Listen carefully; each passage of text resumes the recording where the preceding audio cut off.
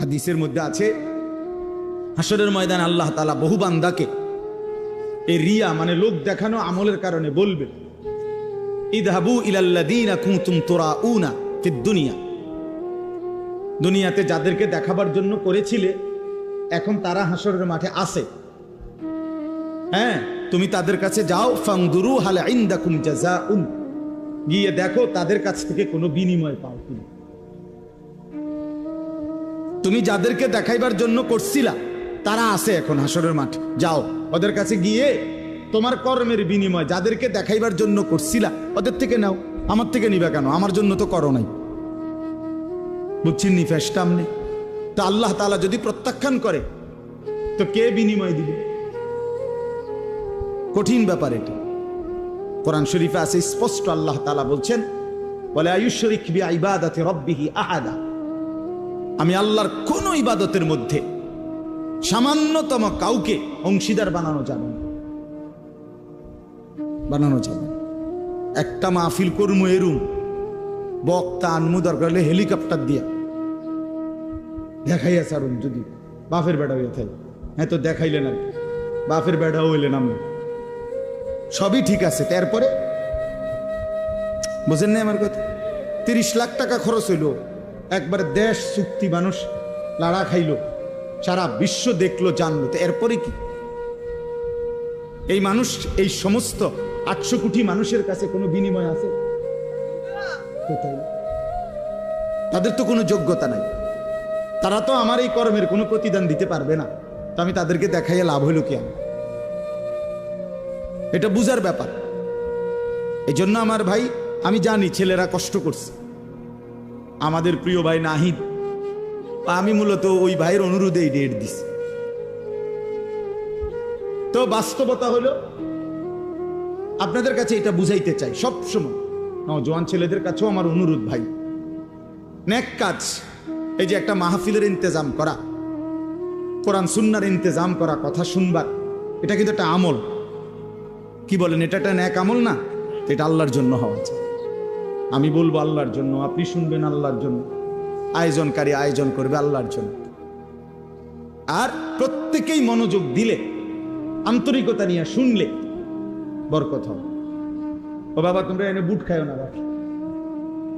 ব্যাটকাইও না বেকুবের মতো, হাইসো না, হাইসো না, বন্ধ করো বাবা, পরে খাইও, পকেটে নাও এটা। তাহলে এই জন্য বললাম, হ্যাঁ আমার এটা কষ্ট করি আমি, আমার শ্রোতা যতক্ষণ, আমি শুধু আমারটা আমি বলে গেলাম, আমার সময় পার করা 1 ঘন্টা, এরপরে আপনারও কি হলো না হলো এটা আমার জানার বিষয় না, এটা কোনো কথা, এটা কোনো কথা। আমার মনে আছে, আমার ছাত্র জীবনে আমার একজন উস্তাদ আমারে বলছিলেন, আমার সেই হুজুর ইন্তেকাল করছে, হুজুরে আমারে বলছিলেন, আনিস যখনই আল্লাহর কথা বলতে বসবা তো এটা মনে রাখো যে মানুষগুলোর সামনে বসছো, এই মানুষগুলো তোমার বান্দাও না, তোমার উম্মত না। কথা বুঝছেন না? মনে এরা আমার বান্দাও না, আমার উম্মত না, এরা আল্লাহর বান্দা, রাসূলুল্লাহর উম্মত। অতএব তুমি এটা মানসিকতা এই মাথায় নিয়ে করো যে কার সামনে বলতেছ, জানতেন কেউ না, এরা আল্লাহর বান্দা, এরা রাসূলুল্লাহ সাল্লাল্লাহু আলাইহি সাল্লামের উম্মত, তোমার কেউ না এরা। তো তুমি মনে রাখো, হুজুরে বলছেন মনে রাখো, যেন আল্লাহ তোমাকে বলছেন আমার বান্দাদেরকে আমার কথাটা বলো, যেন রাসূলুল্লাহ সাল্লাল্লাহু আলাইহি সাল্লাম বলছেন, আনিস আমার উম্মত এরা, এদেরকে আমার কথাগুলো বলো। যেন শ্রোতার প্রতি কদর থাকা চাই, কদর থাকা চাই। এই জন্য চলেন ভাই, আমরা প্রত্যেকে ইনশা, আজকের জন্য সব সময় এই একটু যদি আন্তরিক হইতো, মুসলমানের জিন্দেগি আরো সুন্দর হতো। বছরে 52 সপ্তাহ, 1 বছরে মোট হাতে ধরা যে মোবাইলগুলো, এগুলো নামায় ফেলেন, ভালো হবে। আপনি এমনি শুনেন দোস্ত, হাতে ধরা যে মোবাইলগুলো, এগুলো নামায় ফেলেন। মোবাইলে যথেষ্ট পরিমাণ ওয়াজ আছে, অভাব নয়। ছেলেরা দেখেন না রেকর্ড করে, আর এমনি তো আছে। এখন আমরা আসছি কষ্ট করে, আপনারাও আসছেন কষ্ট করে, সামনাসামনি শুনেন, একবার চোখের দিকে তাকাই, বরকত হয়। চোখের একটা আসর আছে প্রত্যেকের। প্রত্যেকের, মানে চোখ মানুষের পুরা দেহ বদলায়। দেহের মধ্যে নারীর প্রতি, ভিন নারীর প্রতি চোখ পড়লে সারা দেহের মধ্যে কি হয়, অনুভূতি হয় ভিন্ন রকম।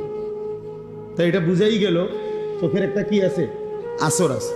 তো ঠিক নেক কাজের প্রতি কোন আল্লাহওয়ালা, কোন আলেমে দ্বীনের প্রতি নজর করলেও পুরা দেহের মধ্যে পরিবর্তন, নেকের অনুভূতি হয়। হ্যাঁ, রাসূলুল্লাহ সাল্লাল্লাহু আলাইহি সাল্লামকে জিজ্ঞেস করছে সাহাবী, ইয়া রাসূলুল্লাহ, আমি কার সাথে চলবো? তো বলছে, মান যাক্কারাকুম বিল্লাহি রুয়াতুহু, যাকে দেখলে আল্লাহর কথা মনে পড়ে। ওয়া যাদা ফি ইলমিকুম মানতিকুহু, যার কথা শুনলে ইলম বাড়ে, জ্ঞান বাড়ে। ওয়া যাক্কারাকুম বিল আখিরাতি আমালুহু, যার আমল দেখলে আখিরাতের কথা মনে পড়ে। যার চেহারার দিকে তাকাইলে আল্লাহর কথা মনে পড়ে, যার কথা শুনলে নিজের জ্ঞান বাড়ে, যার আমল দেখলে আখিরাতের কথা মনে পড়ে। রাসূল সাল্লাল্লাহু আলাইহি সাল্লাম বলে, তাকে সঙ্গী বানাও, তার সঙ্গী হয়, তারে বন্ধু বানাও, তার সাথে চলো, তার সাথে উঠা বসা করো, তার সাথে সম্পর্ক। এই জন্য নজরের একটা কি আছে, বরকত আছে, বরকত আছে। কচ্ছপ একটা প্রাণী আছে না, কচ্ছপ, এই কচ্ছপ বাচ্চা ফুটায় নজর দিয়ে। কচ্ছপের ডিম থাকে পারে, আর কচ্ছপ থাকে পানিতে। ওইখান থেকে সে শুধু চোখের দৃষ্টি দিয়া ডিমের দিকে তাকায় থাকে। এই নজরের বরকতে কিছুদিন পর ডিমের থেকে বাচ্চা ফুটে। হ্যাঁ, এজন্য নজর বদলায়। গুনার নজর গুনার প্রতি প্রভাবিত করে, নেক কাজের নজর। আল্লাহর ঘর দেখলে, কাবা শরীফ, মালিকের ঘর দেখলে চোখে পড়লেই কলিজা ছিঁড়ে যায়, চোখে পড়লেই কালো গিলাফ আশেক পাগল হয়ে যায়, হেবে দিছে, কথাবার্তা সবকিছু এলোমেলো হয়ে যায়। এটা একটা ভিন্ন বিষয়, নজর। নজর, মদিনার সবুজ গম্বুজ নজরে পড়লেই সফরের সমস্ত ক্লান্তি দূর হয়েছে, দূর হয়ে নজরের সাংঘাতিক বরকত, পরিবর্তন হয়। আমরা অনেক সময় বুঝি না আর কি, মার দিকে নজর দিলে জান্নাত মিলে যায়। নবীজি বলছে না, মায়ের দিকে নজর দিয়া মার দিল যদি খুশ হয়ে যায়, মা যদি খুশি হয়ে যায়, তো নজর দিলে জান্নাত মিলে যায়। যেই স্ত্রী স্বামীর সামনে এভাবে দাঁড়ায় যে স্বামী তার দিকে তাকাইলে, স্ত্রীর দিকে, স্ত্রীর হাসি মুখ দেখলে স্বামীর দিল খুশি হয়ে যায়, আল্লাহ রাসূল সাল্লাল্লাহু আলাইহি ওয়াসাল্লাম বলছেন, ওই নারী জান্নাতি নারী, শ্রেষ্ঠ নারী। হ্যাঁ, এই নজর। নজর মানে মহিলা এভাবেই স্বামীর সামনে পেশ করছে নিজেকে, যে স্বামীর দিল তাকাইছে, রে ইজা নাযারা ইলাইহা সাররাত, নজর। এরকম অনেক উদাহরণ দিলাম। এই জন্য ভাইয়া সবাই এটা খেয়াল করা। ওই যে এই অপদার্থ, এটা বুঝলাম, এইটারে আলবিদা রাখছে। এখন কেমন লাগলো কথাটা শুনছ? আমি তো সুন্দর করেই বলছিলাম। হ্যাঁ, অনেকেই আছে গাদ্দার, মানসিকতাটা হলো এমন যে তুই রে বেটা, ইতান হুজুর মুজুর বেটা, থো এতে বালা কত হুজুর দেখছি বেটা। এটা এক ধরনের মানে মানসিকতাটার মধ্যে একটা তেড়ামি বা, যে যা বলুক আমি আমার মতো। এটা বর্তমান ইয়াং ছেলেদের অনেকের মানসিকতা এমন, যে ভদ্রতা, শালীনতা, বংশের, মা বাবার, ধর্মের, কোরআনের, ইসলামের, ব্যক্তিত্বের, মানবিকতার কোনো ইজ্জত, সম্মান, ভদ্রতা থাকুক বা না থাকুক, আমি আমারটা করি। কাঁদতে কেরম লাগছে এটা তোমার বুঝ, আমার তো কিচ্ছু লাগছে না। বড় সাংঘাতিক, অনেক বড় অধপতন। মনে রাখবা ভাই, ছেলেদেরকে বল যে তোমার কাছে কোনোটাই আলাদা কোনো ফিলিংস করে না।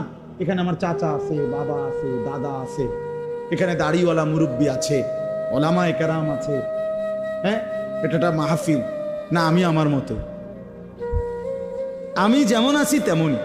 এই যে মানসিকতা, এটা কিন্তু অনেক বড় মুসিবত, বিপদ, অনেক বড় বিপদ। পরিবেশের কারণে মানুষ আসর হয়। as-suhbatu muta'aththira, আরবিতে বলে যে সাহচর্য, সংস্পর্শ প্রতিক্রিয়াশীল।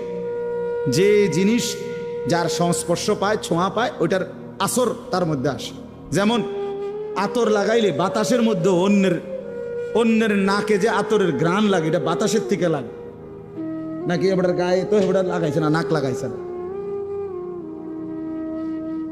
কিছু লোক কমে গেলে ভালো, নেমে যান আপনারা, জওয়ান মানুষ নেমে যান, জান ভাই ওখানে যান, জান ভাই যাও, ভাই নওজোয়ান ভাই ওখানে যাও।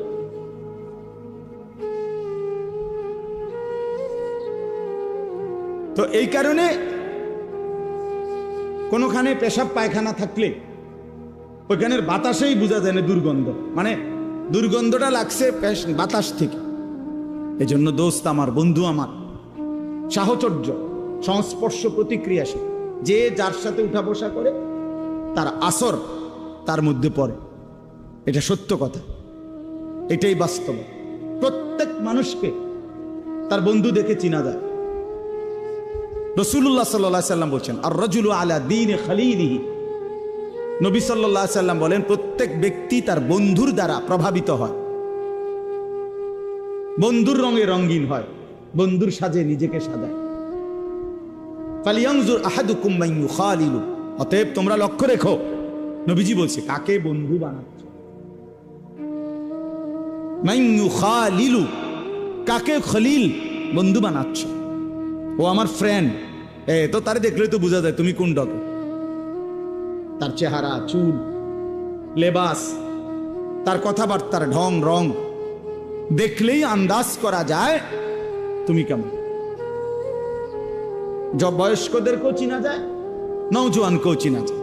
আমি অনেক সময় বলি, বয়স্ক মানুষ যারা আপনারা, আপনার সাথে ডানে বামের সবাই 5-6 জন বসা, সবাই বিড়ি সিগারেট খায়, আপনি যদি এর মাঝখান দিয়ে বলেন যে আমি একজন জোনায়েদ বাগদাদি, না আমরা বুঝি চাচা, আমরা কোনো সিরা খাই না, আমরা ভাত খাই। আমরা আজকে দুপুরে ভাত খাইছি, সিরা দিয়ে পানি দিয়ে ভিজাইয়া খাইছি না। আপনার সাথে 5-6 জন বিড়ি খাই না, বেড়াইতে লোক আপনি বইয়া রয়েছেন, আপনি জোনায়েদ বাগদাদি, আমরা বুঝি না। আপনি কি ডকের মানুষ, বুঝেন নাই কথা? হ্যাঁ, এটাই বাস্তবতা। বন্ধু দেখে মানুষ চিনা যায়, সঙ্গী দেখে মানুষ চিনা যায়,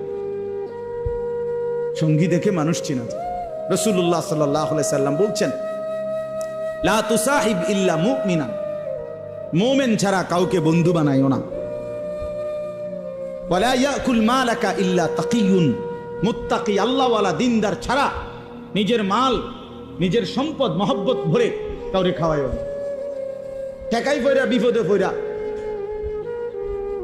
কোনো কারণে হইতে পারে, তার ভয়ে, তার আতঙ্কে, তার প্রভাবের কারণে তারে কিছু খাওয়াইলাম, দূর খাওয়াইলাম। কিন্তু আরেকটা হইল আন্তরিকতা নিয়ে, মহব্বত নিয়ে, দরদ নিয়া, ভালোবাসা নিয়া। রাসূলুল্লাহ সাল্লাল্লাহু আলাইহি সাল্লাম বলেন, খাওয়াইবা তাকে যে তাকি মুত্তাকি, যেন আমার এই সম্পদটা, এই টাকাটা যার পিছনে ব্যয় করলাম কাজে লাগবে, লোকটা নামাজি। আর আমি দেখি সিটার বাটফার, এই বাটফার রেখা ভাই আমার লাভ, বুঝছেন না কথাটা? আমি দেখতেছি, আমি দেখি যে কথায় কথায় গালি দেয়, বিড়ি সিগারেট খায়, টেলিভিশনে নাটক সিনেমা দেখে, হারামের সাথে জড়িত, আল্লাহর নাফরমানির সাথে জড়িত। এই নাফরমানের পিছনে আমার সম্পদটা খরচ করে ফায়দা কি? আল্লাহ আমাদেরকে বুঝার তৌফিক দান করে। চলেন তাহলে এই কথাগুলো বললাম সংক্ষিপ্ত। মূলত 1 নম্বর কথা ছিল, আল্লাহর কথা আন্তরিকতার সাথে, আদবের সাথে শোনা উচিত। জওয়ান হোক, বয়স্ক হোক, প্রত্যেকে, মুরব্বী, বয়স্ক, চাচা, আপনাদেরকেও বললাম, বসে বসে জিমাইবেন জুমার নামাজের বয়ানের সময়, আপনি যে আছে, যে রুম আছেন এই রুমে থাকবেন। আপনার কপালে আর পরিবর্তন হবে না, কারণ আপনার পরিবর্তন হইব কি দিয়ে? আপনি তো জুড়ান। নওজোয়ান ছেলে, তুমি পিছনে বৈশা মসজিদে শুধু ঠেলাঠেলি করলা, দুষ্টমি করলা, মোবাইল টিফলা, বা নিজেরা বন্ধু বান্ধব কথা বললা, ইমাম সাহেবের বয়ানও শেষ, খুতবাও শেষ, তো তোমার কপালে আর পরিবর্তন হবে। দাখালা জাহিলান খারাজা যা, ঢুকছো মূর্খ, বাইরে হইছে কি, ঢুকছে যেমন বিড়ি হালাইয়া, বাইরে আবার বিড়ি দাঁড়াইছে। বুঝছে? ঢুকবার আগেও গাইলেই আইছে, বাইর হইয়া গিয়ে আবার গাইলে আইছে। আস্তাগফিরুল্লাহ। আল্লাহ আমাদেরকে মাফ করে দেন। আল্লাহর কথা দিল দিয়া শুনুন, আমার একটা কথা না, শুন সবার সবার কথা। জুমার বয়ান, ওলামায়ে কেরামের নসিহত আন্তরিকতার সাথে শুনলে ইনশাআল্লাহ ধীরে ধীরে জিন্দেগি পরিবর্তন। নিজে নিজে জীবন পরিবর্তন হয় না, কসম আল্লাহ, নিজে নিজে হবে। পৃথিবীর সমস্ত দামি কিতাব, পৃথিবীর সমস্ত আরবি বই, পৃথিবীতে সমস্ত ভালো কিতাবগুলোও যদি একাকী কেউ কিনে নিজে নিজে পড়ে ফেলে, তারপরেও সে নিজে নিজে উত্তম আখলাক, পুরা দিন মানা সম্ভব হবে। পারতেন না? আমি চ্যালেঞ্জ করলাম, না হলে আমি কিনে দেবো, আপনি পড়ে। আল্লাহ রহমতে আপনি কিনে দেওয়ার মতো সামর্থ্য আমার আছে। কয় হাজার টাকার কিতাব লাগবে, কিনে দিন না। কোনো আল্লাহওয়ালা, কোনো আলেমে দ্বীন, কোনো মুত্তাকি, জীবন্ত কোনো ব্যক্তির সংস্পর্শ লাগবে। 2 রাকাত নামাজ আপনি নিজে বাংলা বই পড়ে বুঝতেন না, একের যদি ছবিও দেয় হইতো না। তাইলে দুনিয়ার সমস্ত মহিলা এই ছবিতে আর বইতে দেখে দেখে রান্না শিখালেন, তাহলে শাশুড়িকে শিখে লাগবে। কিন্তু দুনিয়ার সমস্ত বৌদের নিয়ম কি? নিয়ম তো এইটা না যে শাশুড়ির লগে কয়দিন কি করে, 3 মাস 6 মাস মহিলারা রান্না শিখে। এই জন্য দয়া করে আমরা প্রত্যেকেই এটা বুঝতে হবে, ওলামায়ে কেরামের সাথে যাদের আন্তরিক পূর্ণ সম্পর্ক নাই, তারা সহি সঠিক বিশুদ্ধ আমল থেকে বঞ্চিত হয়, বঞ্চিত। অনেক লোক আছে লজ্জায়, শরমে, অথবা একটু আনইজি ফিল করে, অথবা কিছুটা অহংকারী কারণে নিজের নামাজ, নিজের ওযু, নিজের সূরা কেরাত কেউ রে শুনায় না কোনো আলেম। হাবড়া হাবড়া রেডি পড়তে আছে, কিতা জানি পড়ে না রে বাপ, ঠিক না। আমনে বুঝেন না ইমাম সাহেব সূরা কেরাত পড়ে কেমনে, আমনে পড়েন কেমনে? আমনে তো এটা আন্দাজ হওয়া উচিত, কিরে হুজুরে পড়ে যেভাবে আমি তো পড়ি এরকম না, তাইলে হুজুরেরটার মতো যে আমার শুদ্ধ হয় না। এখন আমি যেমনি ভুল পড়িয়ে এটা দিয়া বেহেস্ত মিলবো কিনা, এটা আপনি বুঝছেন নি আগে? আমার কথাটা বুঝছেন? ইমাম সাহেব কোরআন শরীফ পড়লে শুদ্ধ পড়তে হবে, আর আমনে মুক্তাদির কোরআন শরীফ অশুদ্ধ হইলেও চলবে। আমনে বেহেস্তে যাইতে হইলে ভুল কোরআন শরীফ পড়ে যাইবেন, আর আমি বেহেস্তে যাইতে হইলে শুদ্ধ কোরআন শরীফ পড়ে যাইতে হইবে। এই বেইনসাফি হলো কেন? কথা বুঝেন নাই? কি ব্যাপার? আমি নামাজ ঠিক করে পড়তে হইব, আমার সূরা কেরাত দোয়া কালাম আমি সব ঠিক কইরা তারপরে বেহেস্তে যাওয়ান লাগবো। আর আমনের সবগুলো ভুল নিয়া আমনে বেহেস্তে যাইবেন গা, বেহেস্তে এরকম মামুর বাড়ি হয়ে গেল কেমনি? এতটা সহজ হয়ে গেল কিভাবে? আমার শায়েখ আল্লামা মুফতি মুশতাকুর নবী সাহেব এই জন্য বলে, জান্নাত এতটা কঠিন না, অর্জন করা যাবে না, আবার এতটা সহজ না যে বিনা মেহনতে আমনে যাইবেন না। বুঝেন নাই আমার কথা?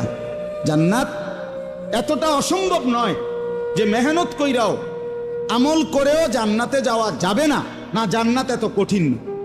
আবার এতটা সহজও না যে টাকা 200 ইমাম সাহেবরে দিয়া আপনি বেহেস্তে যাইবেন, না না না, এটা আমনের চাচার শ্বশুর বাড়ি না। এর জন্য কোরআনুল কারীমের মধ্যে সমস্ত জায়গায় আছে, বারবার আল্লাহ তাআলা বলছে জান্নাতের বিনিময় বান্দা কেন দিলাম তোমারে, জান্নাত কেন দিলাম, কেন দিলাম, কেন দিলাম, জাযাআম বিমা কানু ইয়ামালুন।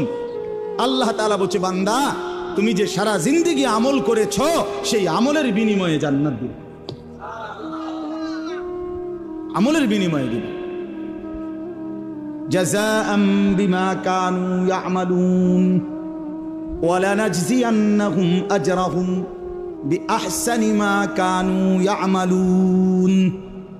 রব্বুল আলামিন বলে বান্দা আমি রব্বুল আলামিন তোমার সমস্ত নেক আমলের বিনিময়ে আখিরাতে হাসরের ময়দানে সর্ব উত্তম বিনিময় তোমাকে ফিরিয়ে দেব। রব্বুল আলামিন বলেন, বান্দা এক জাররা এক বিন্দু, ইন্নী লা উযীউ আমালা আমিলিন মিনকুম মিন যাকারিন আও উনসা। আল্লাহ বলে, পুরুষ হও আর নারী হও, আমি রব্বুল আলামিন ওয়াদা দিলাম ঈমানের সাথে যতগুলো নেক আমল করেছো একটা আমলও আমি আল্লাহ নষ্ট হতে দেব না, আমি বিনিময় দেব, একটাও না। ইন্নী লা উযীউ, আমি নষ্ট করব না বান্দা, তোমার প্রতিটা আমল আমি আল্লাহ তাআলা বিনিময় দেব, ফিরিয়ে দেব, ফিরিয়ে দেব। এজন্য বাপ, দুনিয়া মূল হিসাব না, আখিরাত মূল হিসাব। দোস্ত আমার, বন্ধু আমার, নওজোয়ান ছেলেরা আমার, এটা মনে রাখো ভাইয়া, আখিরাত মূল হিসাব, আখিরাত মূল হিসাব। আল্লাহ তাআলা আমাদেরকে ঈমানের দৌলত দান করছেন। সোয়া লাখ আম্বিয়া, আদম আলাইহিস সালাম থেকে নিয়ে আমাদের নবী মুহাম্মদ সাল্লাল্লাহু আলাইহি সাল্লাম পর্যন্ত এই সোয়া লক্ষ নবী মানুষদেরকে ঈমানের দাওয়াত দিয়েছেন, এই কালেমার দাওয়াত দিয়েছেন, ঠিক না? কথাটা বুঝছেন কিনা আমার? ঈমানের দাওয়াত দিয়েছেন সমস্ত নবীরা, কালেমার দাওয়াত দিয়েছেন। কুলু লা ইলাহা ইল্লাল্লাহ তুফলিহুন, হে আল্লাহর বান্দারা লা ইলাহা ইল্লাল্লাহ পড়ো, ঈমান আনো, নিজেরে মুমিন বানাও, তোমরা সফল হবে। তো এই মেহনত করছে সমস্ত নবীরা। এখন দেখেন, সেই আল্লাহ রাব্বুল আলামিন সোয়া লাখ নবী পাঠাইছেন এই ঈমানের দাওয়াতের জন্য। আল্লাহ তাআলা আমাকে বলতেছেন, আনিস, সেই ঈমান আমি রব্বুল আলামিন তোকে জন্মসূত্রেই এক মুসলমান পবিত্র মায়ের ঘরে জন্ম দিয়ে এই ঈমান এমনি দিয়ে দিয়েছেন। কায়নাতের সবচেয়ে দামি খোদার কসম, এই আসমান ও জমিনের সারা সৃষ্টি মখলুকাতের আল্লাহর জগতের সমস্ত কিছুর মধ্যে সর্বশ্রেষ্ঠ সবচেয়ে দামি সম্পদ ঈমান, লা ইলাহা ইল্লাল্লাহ। এটা যার জবানে, এটা যার কলিজায়, এটা যার জিন্দেগিতে, এটা সর্বশ্রেষ্ঠ নিয়ামত। আর সেইটাই সবচেয়ে দামি বস্তুটা আল্লাহ তাআলা এমনি দিয়ে দিয়েছে। আমারে যেন মায়ের পেট থেকে যেদিন বের করছেন, আল্লাহ যেন বল, জানিস এটা সাথে নিয়ে যাবে, ঠিক না? ৭২ বছর বয়স্ক মুরব্বী চাচা আমি দেখছি, ৭২ বছর বয়স, হিন্দু, তার 2 ছেলে কালেমা পড়ছে। ছেলেরা রাত দিন কাঁদে। আমি 3 জন আলেম নিয়ে ওনারে দাওয়াত দিছি, কালেমার দাওয়াত দিছি ছেলেদের অনুরোধে। 2.5 ঘন্টার মতো ওই চাচারে বলছি, চোখের পানি ফেলে আমি কাঁদছি। ওই চাচা একবারও জবান দিয়া কালেমা বলেন। আমি কাঁদছিলাম, তা আমার সাথীদের কাছে বলছিলাম, দেখেন আল্লাহ তাআলা ৭২ বছর বয়স এই লোকটার, কোনদিন মালিকের নামটা তার জবান দিয়ে বাইর হয় না। আর আল্লাহ তাআলা আমাদেরকে সেই ছোট্টবেলা থেকে কত হাজারবার, লক্ষবার এই ঈমান, এই কালেমা লা ইলাহা ইল্লাল্লাহ, এটা উচ্চারণের তৌফিক দান করছে। এই সৌভাগ্য, খোদার কসম, এই সৌভাগ্য কি দিয়া বিনিময় দিবেন? আল্লাহ যেটা আমগরে দিলেন, আল্লাহ যদি বলে বান্দা এর কিছু বিনিময় দাও, রাসূলুল্লাহ সাল্লাল্লাহু আলাইহি সাল্লাম বলেন, 7 আসমান ও জমিন যদি এক পাল্লাতে রাখা হয়, আর কালেমা লা ইলাহা ইল্লাল্লাহ যদি এক পাল্লাতে রাখা হয়, আল্লাহর কসম নবী বলেন কালেমা লা ইলাহা ইল্লাল্লাহর পাল্লাটাই ভারী হয়। তাইলে বলেন, তাইলে আপনি এখন আর কি দিয়ে মূল্য দিবেন? আর মনে করেন আপনারে সারা পৃথিবীর চাবিটা দিয়ে দিল, 7 আসমান জমিনের চাবিটা দিল, আপনি মালিক হইলেন। তা আল্লাহ তাআলা বললেন, বান্দা ঈমানের পাল, আমি যে ঈমান দিছি এইটার দামটা শোধ দাও। তা আপনার কাছে আছে মনে করেন 7 আসমান জমিন, এই পুরাটার চাবিটা, তো বলে আল্লাহ আপনার আমি এটা দিলাম, কিন্তু এটা তো ওই কালেমার সামনে অনেক নিচে পড়ে থাকবে, নিয়ামতের, এত দামি নিয়ামত আল্লাহ তাআলা আমাদেরকে দিছেন। এই ঈমান যাকে আল্লাহ দিছেন, মুসলমান যাকে আল্লাহ বানিয়েছেন, আমার ভাই, আমার এই কথা অল্প গদ্দুর কথা, মনোযোগ দিয়ে শুনেন। আল্লাহ তাআলা যাকে ঈমানের দৌলত দিছেন, কালেমার সম্পদ দিছেন, আমাদেরকে মুসলমান পরিচয় দেওয়ার মতো নিয়ামত দিছেন, আমরা বলতে পারি, বলি, রাত দিন নিজের পরিচয় দেই মুসলমান। আমাদেরকে আল্লাহ তাআলা এই শ্রেষ্ঠতম নিয়ামত দিয়ে আল্লাহ তাআলা ওয়াদা দিছেন, বান্দা তুমি একটা, আমি তোমারে এমনিতেই দিলাম, এই যে ঈমান এমনিই দিছি, আর একটা জিনিস তুমি আমারে বুঝাইয়া দাও, বিনিময়ে আমি আল্লাহ আমার অনন্তকালের জান্নাত তোমারে বুঝাই দেব, তোমারে বুঝাই দেব। আল্লাহ তাআলা বলছেন। মনে করেন, বিশ্বাস করেন, আমার বাবাদেরকেও বলি, ভাইয়া তোমাদেরকেও বলি, যে মুসলমান হওয়ার পরে আখিরাত বুঝে না, সে কোনো মুসলমান না, আসলেই না। হয় কোনো মুসলমানে না, হয় কোনো ঈমানদারে না। যে কবর বুঝে না, মৌত বুঝে না, হাসরের মাঠ বুঝে না, মিজান বুঝে না, আমল নামা বুঝে না, ফুলসেরাত বুঝে না, এই কোনো কিছু যার কলিজার মধ্যে নাই,